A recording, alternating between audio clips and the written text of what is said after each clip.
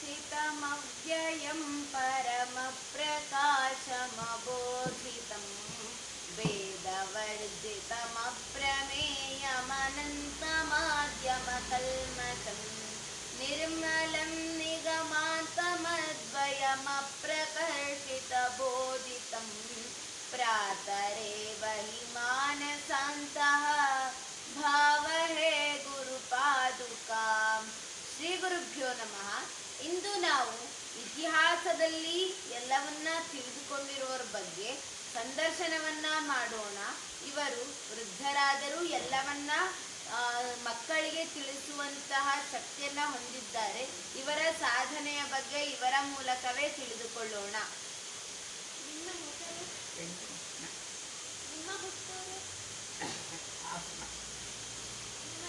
ಹುಟ್ಟಿದ ದಿನಾಂಕ ಶ್ರಾವಣ ಮಾಸ, ರೋಹಿಣಿ ನಕ್ಷತ್ರ, ಕೃಷ್ಣ ಹುಟ್ಟಿದ ಜನ್ಮ ನಕ್ಷತ್ರ, ಅದಕ್ಕೆ ವೆಂಕಟಕೃಷ್ಣ ಅಂತ.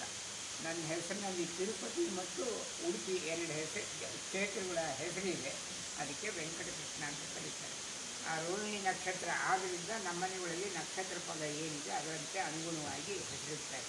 ಸುಮ್ಮನೆ ಏನೋ ಹೆಸರು ಕರೆಯಲ್ಲ, ಅದಕ್ಕೆ ಕ್ಲಾಸಿಕಲ್ ಅದೇ ಸ್ವಲ್ಪ ಆಧಾರ ಸಮೇತ ಹೆಸರುಗಳು, ಅದನ್ನೇ ವೆಂಕಟಕೃಷ್ಣ ಅಂತ ನಾನು ಕರೆಯುವುದು. ಆಮೇಲೆ ಅದಕ್ಕೆ ನಂಬರ್ ಕೊಡ್ತೇನೆ, ನಮ್ಮ ಮೇಡಮ್ದು ಇದು ಮಾಡಿ ಇದ್ದೀನಿ ನಮ್ಮ ಹತ್ರ ಕೊಡ್ತೀನಿ. ಅಲ್ಲಿಂದಲೇ ನನಗೆ 77-78ರಲ್ಲಿ ಮೈಸೂರು ಯೂನಿವರ್ಸಿಟಿಯಲ್ಲಿ MA ಅಂದರೆ ರಾಜ ಮಹಾರಾಜರ ಇತಿಹಾಸದ ಬಗ್ಗೆ ಭಾರಿ ಆಸಕ್ತಿ ಇತ್ತು. ಯಾರ್ಯಾರು ಚಾಲುಕ್ಯ, ರಾಷ್ಟ್ರಕೂಟ, ಕದಂಬ, ಹೊಯ್ಸಳ, ದುರ್ಗ, ಪಳ್ಳೆಗಾರು, ಮೈಸೂರು ಯದುವಂಶದವ್ರ ಬಗ್ಗೆ ಎಲ್ಲ ಆಸಕ್ತಿ ಕುತೂಹಲ ಆಯಿತು. ಅದನ್ನು ನಾನು ಅಧ್ಯಯನ ಪೂರ್ವಕವಾಗಿ ರಿಸರ್ಚ್ ಮಾಡಿದ್ದು ಅಲ್ಲಿ ಅದ್ರ ಬಗ್ಗೆ ಸ್ವಲ್ಪ ಸಾಮಾನ್ಯ ತಿಳುವಳಿಕೆ ತಿಳ್ಕೊಂಡೆ. ಇವತ್ತಿನ ದಿವಸ ಹೈಸ್ಕೂಲು, ಕಾಲೇಜ್ ಹುಡುಗರು ಬೇಕಾದಂಥ ಈ ಚಿತ್ರಲಿಪಿ, ಹಳೆಗನ್ನಡ 4ನೇ ಶತಮಾನ ಗೀತೆಗೆ ಲಿಪಿ ಬಂತು. ಅದಕ್ಕಿಂತ ಮುಂಚೆ ಚಿತ್ರಲಿಪಿ ಅಂತಿತ್ತು. ಉದಾಹರಣೆಗೆ ಚಿತ್ರದುರ್ಗ ಇದೆಯಲ್ಲ, ಹಿಂದೆ ಗುಹೆ ಒಳಗಡೆ ಚಿತ್ರಗಳಿತ್ತು, ಪ್ರಾಣಿ ಪಕ್ಷಿ ಎರಡು ಆಧಾರದ ಮೇಲೆ ಚಿತ್ರಲಿಪಿ ಬರೆಯೋದು. ಆಯುಧ ಮೇಲೆ ಸಂಭಾಷಣೆ ಮಾಡಿದಂಗೆ ಎರಡು ಚಿತ್ರಲಿಪಿ ಸಂಭಾಷಣೆ. ಆಮೇಲೆ ಹಳೆಗನ್ನಡ, ಕನ್ನಡದಲ್ಲಿರೋಷ್ಟು ಅಕ್ಷರಗಳು ಸ್ಟೈಲ್ ಬೇರೆ ಬೇರೆ ಭಾಷೆಯಲ್ಲಿ ಬೇರೆ ರೀತಿಯಿಲ್ಲ. ತಮಿಳು, ತೆಲುಗು, ಹಿಂದಿ, ಉರ್ದು, ಇಂಗ್ಲೀಷು ಯಾವುದೇ ಭಾಷೆಯಲ್ಲಿ ನಮ್ಮಲ್ಲಿರೋಷ್ಟು ಕನ್ನಡದಲ್ಲಿರೋಷ್ಟು ಸ್ಟೈಲ್ಗಳು 4-5 ಥರ ಇದೆ ಕನ್ನಡ ಲಿಪಿಗಳು.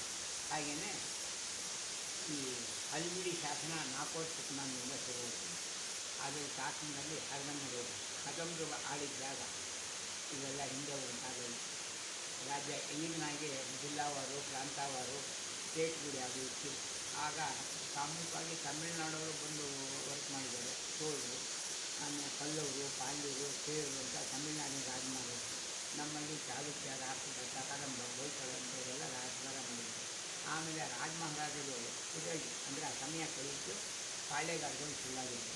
ಆ ಪಾಳ್ಯಗಾರಗಳು ಯಾವ ಕಾಲದಿಂದ ಅಂದರೆ ಹೆಚ್ಚು ಕಮ್ಮಿ 15-14ನೇ ಶತಮಾನದಿಂದ ಗೀತೆಗೆ ವಿಜಯನಗರ ನಾಯಕರುಗಳೆಲ್ಲ ಸಾಮಾನ್ಯವಾಗಿ ಸಾಳ್ವ, ಶೈವ, ಅರವೀಡು, ಸಂಗಮ ಈ ರೀತಿ 4 ವಂಶದವರು ವಿಜಯನಗರ ಸಾಮ್ರಾಜ್ಯ ಆಳಿದ್ರು.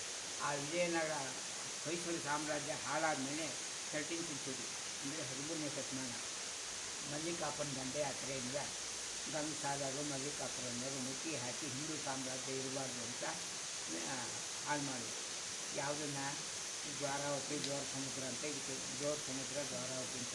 ಜೋರ ಸಮುದ್ರ ಅನ್ನೋ ಮೊದಲನೇ ರಾಷ್ಟ್ರಕೂಟರ ರಾಜ ಯಾರು ಧ್ರುವ, ಅವನು ಕಟ್ಟಿದ ಜೋರ ಸಮುದ್ರ ಅನ್ನೋ ಕೆರೆ ದ್ವಾರಾವತಿ ಪಟ್ಟಣ ಊರು ಜೋರ ಸಮುದ್ರ. ಅದಕ್ಕೆ ಅವನು ಆ ಹೆಸರು ಅದಕ್ಕೆ ಬಂತು ಇತಿಹಾಸದಂತೆ. ಆಮೇಲೆ ಎಲ್ಲ ಹಾಳಾಯಿತು. ಅದು ನೋಡೋ ಕಣ್ಣಿಗೆ ಹಾಳಾಗಿದ್ದು ನಗರ ಆಗಿಂದ ಹಳೇಬೀಡಿನ ಹೆಸರಾಯಿತು. ಇದಕ್ಕೆ ಜೋರ ಸಮುದ್ರ ಅಂತಲೇ ಹೆಸರು. 2 ಹೆಸರು, ಜೋರ ಸಮುದ್ರ, ದ್ವಾರಾವತಿ. ದ್ವಾರಾವತಿ ಅಂದರೆ ನಗರ, ಜೋರ ಸಮುದ್ರದಲ್ಲಿ ಈ ಕೆರೆ. ಇದರಲ್ಲಿ ಏನಾಯಿತು ಅಂತಂದರೆ ಗಂಡ ಹೆಂಡತಿ ಅನ್ಯೋನ್ಯತೆ ಏನು ಅನ್ನೋದನ್ನು ರಾಣಿ ಶಾಂತಲೆ ಮತ್ತು ಬಲ್ಲಾಳ ರಾಜ ವೀರ ಬಲ್ಲಾಳ ಅಂತ ಅನ್ನಿಸ್ತು ಇತಿಹಾಸದಲ್ಲಿ ಬರುತ್ತೆ.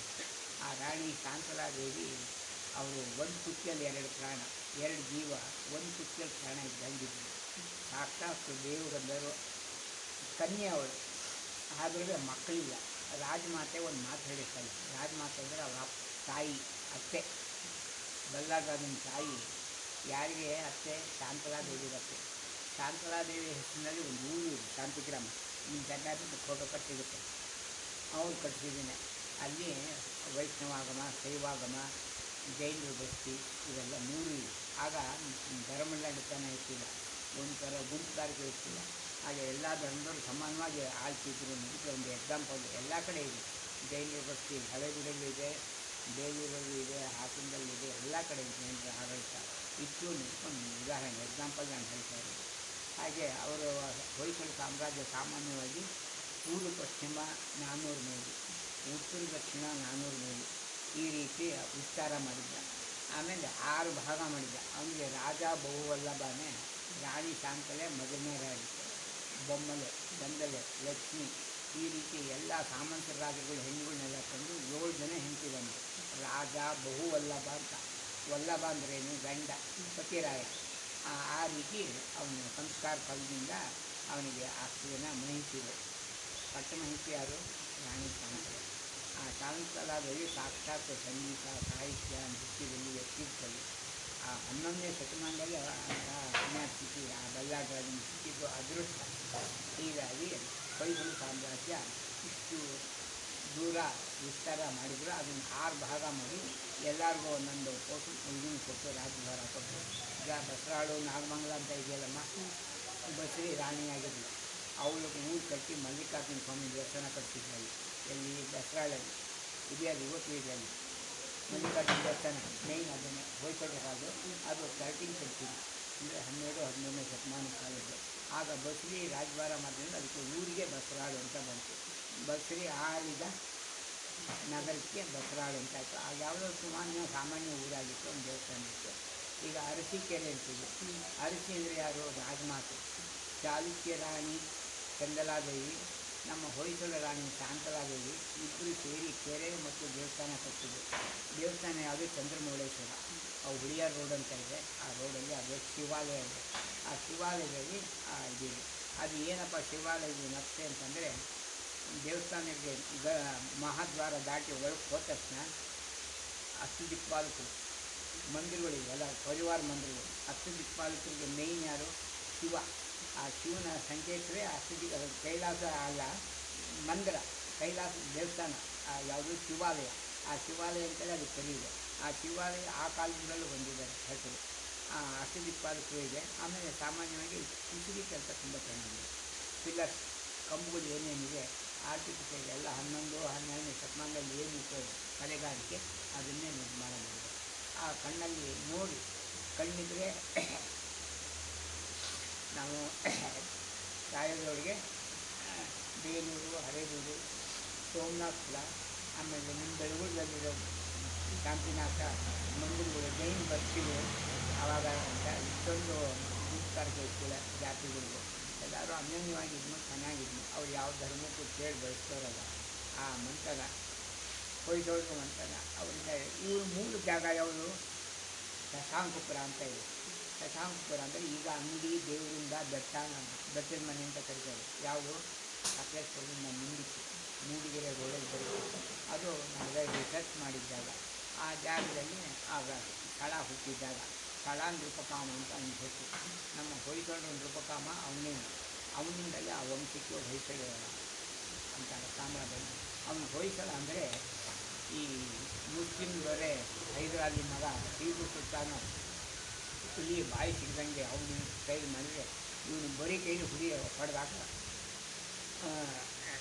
ಸುಧಾರ್ಥ ಮುನಿ ಅನ್ನೋರು ಜೈನ ಗುರುಗಳು ಪಾಠ ಹೇಳ್ತಾ ಇದ್ದಾಗ ಹುಲಿ ಎದ್ದು ಬಂದ್ಬಿಟ್ಟು ಕಾಡಿನ ಪ್ರದೇಶ ಅವೆಲ್ಲ ಹೇಮಾವತಿ ತೀರ, ಹೇಮಾವತಿ ನದಿ ಅಲ್ಲಿಂದಲೇ ಹರಿದು ಬರೋದು. ಅದು ಆ ಕಾಲದಿಂದಲೂ ನದಿ.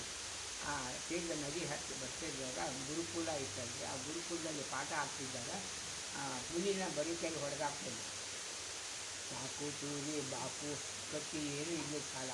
ಇವನು ವೇದ ಪಾಠ ಜೈನ ಧರ್ಮದ ಪಾಠ ಕೇಳ್ತಿದ್ದನು ಬರೀ ಕೈಲಿ ಹೊಡೆದಾಕೋ ಸ್ಥಳ ಅಂದರೆ ಹೊಡೆದಾಕ್ತಾವೆ. ಯಾವುದನ್ನ? ಹುಲಿನ. ಯಾವಾಗ? 1000 ವರ್ಷದ ಹಿಂದೆ. ಆಗ ಅವನಿದ್ದ ಸುಧಾರ್ಥ ಮುನಿ ಶಿಷ್ಯ ಯಾರು? ಸ್ಥಳ. ಆ ಸ್ಥಳ ಇದ್ದ ಜಾಗವೇ ಶಶಾಂಕಪುರ ಅಂತ. ಶಶಾಂಕ ಅಂದರೆ ಚಂದ್ರ, ಅವನ ಊರು ಆದ್ದರಿಂದ ಅದಿಲ್ಲ. ಆಮೇಲೆ ಅಲ್ಲೇ ವಾಸಂತಿಕಾ ದೇವಿ ಇದೆ, ದೇವತೆಗಳು ಯಾರು ದೇವಿ ವಾಸಂತಿಕಾ ದೇವಿ. ಆ ವಾಸಂತಿಕಾ ದೇವಿ ಮಂದಿರವೇ ಇವತ್ತಿನ ಅದು ಒಂದು 1000 ವರ್ಷದ ಮೂರ್ತಿ. ಇವತ್ತು ಹೈ ಕ್ಲಾಸ್ ಆಗಿದೆ, ನೋಡಿ ಪೂಜೆ ಮಾಡ್ತಾರೆ. ಯಾರೋ ಪೂಜೆ ಮಾಡ್ತಾರೆ, ನಡೀತಾ ಇದೆ. ಮಂಗಳವಾರ ಶುಕ್ರವಾರ ತುಂಬ ಜನ ಇರ್ತಾರೆ, ಎಲ್ಲ ದೈವ ಭಕ್ತರಿದ್ದಾರೆ. ಯಾಕೆಂದರೆ ನಮ್ಮ ಭಾರತದಲ್ಲಿ ಅಂತ ಹಿಂದೂ ಧರ್ಮ ದೈವ ಆರಾಧನೆ ಯಾವ ಪ್ರಪಂಚದಲ್ಲಿ ಯಾವ ಕಡೆಯೂ ಇಲ್ಲ. ಇದು ನಮ್ಮದು ನಮಗೆ ಶ್ರೇಷ್ಠ. ಅದರಿಂದ ಏನೇ ಆಗಲಿ ನಾವು ಹಿಂದೂಗಳು ಜಾತಿ ಭೇದವಿಲ್ಲದೆ ಬದುಕಬೇಕು ಅನ್ನೋದಕ್ಕೆ ಕೇಳ್ಕೊಂಡಿದ್ದು. ಎಲ್ಲರೂ ಬಸವಣ್ಣವರು 12ನೇ ಶತಮಾನದಲ್ಲಿ ಪ್ರಯತ್ನ ಪಟ್ಟು ಎಲ್ಲರಿಗೂ ಒಗ್ಗೂಡಿಸಿಕೆ. ಆರಾಧ್ಯರು ಅಂದರೆ ಬ್ರಾಹ್ಮಣರು, ಆರಾಧ್ಯರು ಅಂದರೆ ಶಿವನ ಆರಾಧನೆ ಮಾಡೋರಿಗೆ ಆರಾಧ್ಯರು, ಬಂಧುಗಳು, ಸಾಧುಗಳು, ಆಮೇಲೆ ಬೇರೆ ಪಂಗಡಗಳು ಇನ್ನೊಂದು 4-5 ಜನಗಳು ಸೇರಿಸಿ ವೀರಶೈವ ಆಗಮ ಅಂತ ಮಾಡಿದ್ರು. ಅಥವಾ ಆಯ್ತಾನೆ ಹೇಳೋದು ಆ ವೀರಶೈವ ಆಗಮದ ಇದನ್ನೇ ಈಗ ಆಮೇಲೆ ಇನ್ನೊಂದು ಕಡೆ ಗುಂಪುಗಾರಿಕೆ ಮಾಡಿ ಏನು ಮಾಡಿದ್ರು, ಲಿಂಗಧಾರಣ ಮಾಡಿದ್ರು. ನಮ್ಮ ಲೆಕ್ಕಾಚಾರದಲ್ಲಿ ಹೆಸರೇ ಕೇಳಿ, ಗಂಡು ಅಂತ ಹುಟ್ಟಿದ್ರೆ ಶಿವನ ಅಂಶ, ಹೆಣ್ಣು ಅಂತ ಹುಟ್ಟಿದೊಳೆ ಪಾರ್ವತಿ ಅಂಶ. ಪ್ರಕೃತಿ ಪುರುಷ, ಶಿವನಿಗೆ ಆದಿ ಅಂತ್ಯ ಇಲ್ಲ. ಬಾಕಿ ದೇವರುಗಳಿಗೆ ಆದಿ ಅಂತ್ಯ ಇದೆ, ಬ್ರಹ್ಮನಿಗೂ ಇದೆ, ವಿಷ್ಣುವಿಗೂ ಇದೆ. ಆದರೆ ಶಿವನಿಗೆ ಅವರಿಬ್ಬರು ಪರೀಕ್ಷೆ ಮಾಡೋಕ್ಕೆ ಬಂದವರು ಅವನ ಅಂತರಾಳ ತಿಳ್ಕೊಳ್ಳೋಕ್ಕಾಗಲಿಲ್ಲ. ಪ್ರಕೃತಿ ಹೆಣ್ಣು, ಪುರುಷ ಗಂಡು ಇವೆರಡು ಸಂಕೇತವೇ ಶಿವನಿಂದ, ಪಾಣಿ ಬಟ್ಲಿಂದ. ಅದರಿಂದಲೇ ನಾವು ಶೈವಾಗಮದಲ್ಲಿ ಇದನ್ನು ಒಪ್ಕೊಳ್ತೀವಿ. ಹಾಗೆ ಇದು ಸಂಸ್ಕೃತ ಜ್ಞಾನ ಇದ್ದರೂ ಸರಿ, ವೇದೋಪನಿಷತ್ ಜ್ಞಾನ ಇದ್ದರೂ ಸರಿ, ಇಲ್ಲದೇ ಇದ್ದರೂ ಸರಿ, ಆಡೋ ಮಾತನ್ನೇ ನಿಮ್ಗೆ ಅರ್ಥವಾಗೋ ಹಾಗೆ ಇನ್ನೂ ಬೇಕಾದಷ್ಟಿದೆ. ಶಿವಪುರಾಣ ಓದಿದ್ದೀರಾ, ವಸುಪುರಾಣ ಓದಿದ್ದೀರಾ, ಶಿವಲೀಲಾಮೃತ ಓದಿದ್ದೀರಾ, ಶರಣ್ಯಲೀಲಾಮೃತ ಓದಿದ್ದೀರಾ. ಅವೆಲ್ಲ ಓದಿದರೆ ಇಂಥ ಜ್ಞಾನಗಳು ನಾನು ಹೇಳ್ತಾ ಇದ್ದೀನಲ್ಲ, ನನಗಿಂತ ಇನ್ನೂ ಸೂಪರಾಗಿ ಹೇಳ್ಬೋದು. ಅದಕ್ಕೆ ನಮ್ಮ ಧರ್ಮ ನಮಗೆ ಶ್ರೇಷ್ಠ. ಯಾವ ಕಾರಣಕ್ಕೂ ನಾವು ಪರಕೀಯರು ಪರಧರ್ಮೀಯರು ಏನು ಮಾಡ್ತಾರೆ, ಕಾಲೇಜಲ್ಲಿ ಹೈಸ್ಕೂಲುಗಳಲ್ಲಿ ಕಾಳು ಹಾಕಿ ಹುಡುಗರಿಗೆ ಮೋಸ ಮಾಡಿ ಒಂದೆರಡು ಮಕ್ಕಳಾದಮೇಲೆ ಜಾಗ ರಾಣಿಗೆ ತಲಾಕ್ ದಿನ ಅಂತ ಅದಾಗಬಾರ್ದು. ತಾಯಿ ತಂದೆ ಜನ್ಮ ಕೊಟ್ಟಿದ್ದಾರೆ, ವಿಧಾತ ಹಣೆ ಬರಬಾರ್ದವನು. ನಮ್ಗೆ ಹೇಗಾಗುತ್ತೆ ನಾವು ಲೈಫ್ ಲೀಡ್ ಮಾಡೋದು ಮುಖ್ಯ. ಆದರೆ ಅಂಜಬಾರ್ದು, ಅಳುಕಬಾರ್ದು, ಧೈರ್ಯವಾಗಿ ಹುಟ್ಟಿದ್ದೀವಿ, ಸಾಧಿಸ್ಬೇಕು ಕೊನೆವರೆಗೂ. ನಮ್ಮ ಧರ್ಮದಲ್ಲೇ ನಾವು ಏನೇ ಕಷ್ಟ ಬಂದು ಬಿಡಬಾರ್ದು. ಅರ್ಥವಾಯ್ತಾ? ಎಚ್ಚರಿಕೆಯಾಗಿ ನಿಮ್ಮ ಹೈಸ್ಕೂಲಲ್ಲಿ ಕಾಲೇಜಲ್ಲಿ ಇವತ್ತೆ ಇವನು ಯಾರು ನಮಗೆಲ್ಲ ಹೇಳಿಕೆ ಅನ್ನೋ ಇದು ಜಂಬ ಬರಬಾರ್ದು. ಅದರಿಂದ ಇರೋ ವಿಷಯ ನಾನು ಮಾತಾಡಿದ್ದೀನಿ. ಇದೇ ಬೇಕಾಗುತ್ತೆ. ನಿಮ್ಮ ತಂದೆ ತಾಯಿ? ನಮ್ಮ ತಂದೆ ಪಿತಾಶ್ರೀ ನಾರಾಯಣ ಮೂರ್ತಿ. ನಾವು ವೈಷ್ಣವ ಸಂಪ್ರದಾಯಕ್ಕೆ ಇದು ಮಾಡೋದು. ನಮಗೆ ತಿರುಪತಿ ವೆಂಕಟರಾಮ ಸ್ವಾಮಿ ಮೂಲ ದೇವರು, ಅದ್ರ ಕಥೆನೂ ಎಲ್ಲ ಗೊತ್ತಿದೆ. ಆಮೇಲೆ ತಾಯಿ ಇಲ್ಲೇ ಬಾಗೇಶ್ಪುರದವರು, ಹಾಸನ ಡಿಸ್ಟಿಕ್ಗೆ, ನಮ್ಮ ಹಾಸನ ಡಿಸ್ಟಿಕ್ನವರೇ. ಆಮೇಲೆ ಇದು ಸಿಂಹಾಸನಪುರಿ ಅಂತ ಹಾಸನಕ್ಕೆ ಅವರು ಒಂದು ಜನ್ಮ ಕೊಟ್ಟವರು. ಕತೆ ಕಳೀತು. ನಾನು ಹಾಸನದಲ್ಲಿ ಚೌಡಯ್ಯನ ಕಾಂಪೌಂಡ್ ಸ್ಕೂಲ್ ಅಂತಿತ್ತು ಅಲ್ಲಿ. ಆಮೇಲೆ high school middle school main middle school ಅಂತ ಇತ್ತು ಹಾಸನಕ್ಕೆ, ಅದೇ ಪೊಲೀಸ್ ಸ್ಟೇಷನ್ ಸರ್ಕಲಲ್ಲಿ ಪಕ್ಕದಲ್ಲಿ, ಅಲ್ಲಿಗೆ ಹೋಗೋದು. ಆಮೇಲೆ ಹೈಸ್ಕೂಲಲ್ಲಿ ಗೌರ್ಮೆಂಟ್ ಹೈಸ್ಕೂಲ್ ಇತ್ತು. ಆಮೇಲೆ ಫಸ್ಟ್ ಗ್ರೇಡ್ ಕಾಲೇಜು ಸಾಲ್ಗಾಮ್ ಇದೆ, ಹಳಗಿರಿ ರೋಡಲ್ಲೇ ಇರುತ್ತೆ. ಅಲ್ಲಿ ಫಸ್ಟ್ ಗ್ರೇಡ್ ಕಾಲೇಜಲ್ಲಿ ಇದನ್ನು ಮಾಡ್ಕೊಂಡು ಆಮೇಲೆ ಮೈಸೂರು ಯೂನಿವರ್ಸಿಟಿಗೆ ಎಕ್ಸಾಮ್ ಮಾಡಿಕೊಂಡು ಇತಿಹಾಸದ ಬಗ್ಗೆ ಅಭ್ಯಾಸಗಳೆಂದರೆ ಆಳಿದ ರಾಜಮಾರ್ಗದ ಇತಿಹಾಸ ಏನಿದೆ, ಅವ್ರ ಕಥೆಗಳು ಏನಿದೆ, ಅವ್ರ ಹಿನ್ನೆಲೆ ಏನಿದೆ ಅದನ್ನು ತಿಳ್ಕೊಳ್ಳೋ ಬುದ್ಧಿವಂತಿಕೆ. ಸಾಮಾನ್ಯವಾಗಿ ಆಗಲೇ ಹೇಳಿದ ಚಾಲುಕ್ಯ, ರಾಷ್ಟ್ರಕೂಟ, ಕದಂಬ, ಹೊಯ್ಸಳರು, ಪಾಳ್ಯಗಾರಗಳ ಬಗ್ಗೆ ಚರಿತ್ರೆ ಭಾಳ ಗೊತ್ತಾಗ ಹಿಂದಿನ ತಲೆಮಾರು ಏನಿದೆ ಅದ್ರ ಬಗ್ಗೆ ಅಧ್ಯಯನ ಮಾಡಿದ್ದು.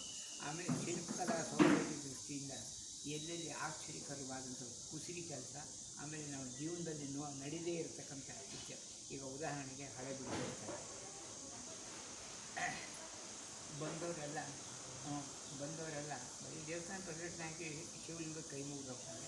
ಕೆಲವು ಅಪರೂಪದ ವಿಷಯಗಳು ಈಗ ಶಿಲ್ಪಿಗಳು ಆಗಲೇ 11-12ನೇ ಶತಮಾನದಲ್ಲಿ ಆಗಿನ ಜನ್ರೇಷನಲ್ಲಿ ಅವರ ಮನೋಧರ್ಮ ಏನಿದೆ ಅನ್ನೋದನ್ನು ಅವರು ಇದು ಮಾಡಿ ಹೋಗಿರ್ತಾರೆ. ಏನು ಮಾಡಿರ್ತಾರೆ, ಶಿಲ್ಪಿನ ಅದೊಂದು ತೋರಿಸೋಗಿರ್ತಾರೆ. ಅದನ್ನು ನೋಡೋದು ಯಾವುದು ವಿಚಿತ್ರ ಶಿಲ್ಪಗಳು. ಉದಾಹರಣೆ ಶರೀರವೆಲ್ಲ ಹೆಣ್ಣು, ಕತ್ತು ಮಾತ್ರ ಕುದುರೆ ಕತ್ತು. ಅವಕ್ಕೆ ಯಾರು ಶರೀರವೆಲ್ಲ ಹೆಣ್ಣು, ರಣಹದ್ದಿನ ಕತ್ತು ಬೇರೆಯವರಿದೆ, ಇವತ್ತು ಇದೆ. ಆಮೇಲೆ ಶರೀರವೆಲ್ಲ ಹೆಣ್ಣು, ಕತ್ತು ಹರಿಣಿ, ಹರಿಣಿ ಅಂದರೆ ಜಿಂಕೆ, ಆ ಜಿಂಕೆ ಕತ್ತು. ಈ ಥರ ವಿಚಿತ್ರಮಯವಾದ ಶಿಲ್ಪಗಳು ಈ ಮಕ್ಕಳ ತೋರಣ ಅದರ ಹಿನ್ನೆಲೆ ಇಂಥದ್ದು ಗೊತ್ತಲ್ಲ, ಅದು ಕ್ಲಾಸಿಕಲ್ ಇದಾಗಿ ಏನಿದೆ ವಿವರವಾಗಿ ಅಯ್ಯ ಈಗ ಮಾತಾಡಿ ಹೇಳು.